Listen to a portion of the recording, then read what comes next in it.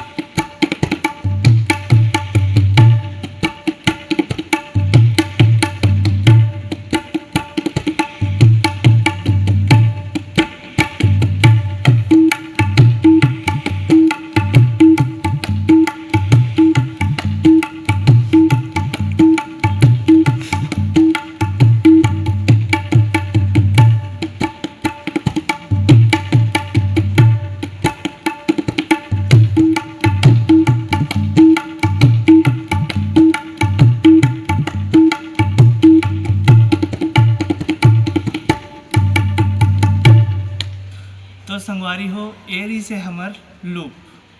अब ऐसे ही लूप और एक दो ठो और आने वाले हैं हमार, लेकिन एक बीच में मैं एक ठो ताल बजाया हूँ ओला थोड़ा से ट्यूटोरियल भी हो जाही और लूप भी हो जाही। बीच में एक हर जैसे अंतरा होते या कुछ म्यूजिक होते तो अगर बीच में बजते इस ताल में दे ला दे ला दे दे ला ता ता ता।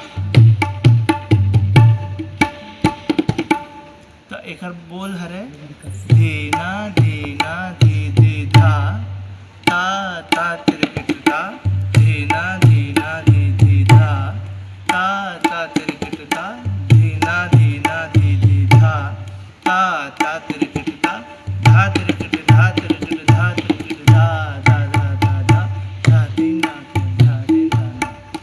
तो समझ गए आप मन है।